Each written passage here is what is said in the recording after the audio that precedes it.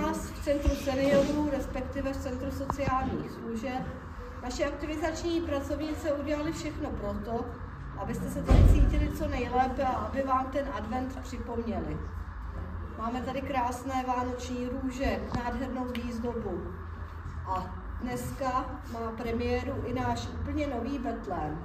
Líbí se mi tady v tom zařízení, že si něco vymyslím a do roka a do dne se to splní.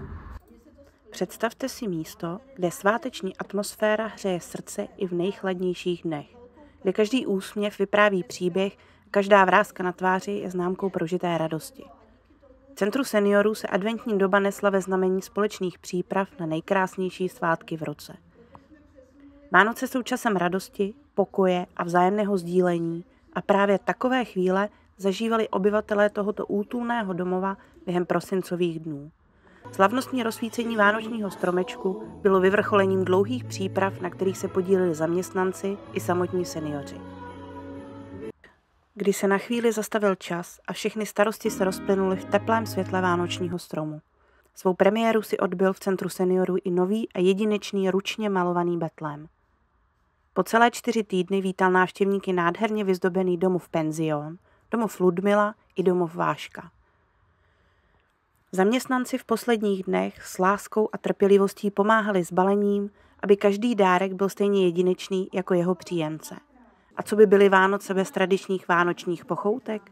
Zaměstnanci centra projevili své pekařské umění a pečlivě připravili celkem 47 ručně vyrobených vánoček, které pak s láskou upekli. Vůně čerstvě upečeného vánočního pečiva se rozléhala celým domovem a přinášela sebou vzpomínky na dětství a rodinná setkání. Advent a Vánoce v Centru seniorů byly plné tepla, společenství a přátelské atmosféry. Tyto svátky ukázaly, že i v pokročilém věku lze zažít krásné chvíle plné radosti a naděje. Starší generace si užila každý okamžik plnými doušky a díky podpoře a péči zaměstnanců prožili sváteční období s pocitem, že jsou milováni a nezapomenutí. A na Štědrý den pochopitelně nebude chybět v jídelníčku tradiční bramborový salát a řízek. Pro Centrum sociálních služeb Mělník Barbora Walterová Benešová.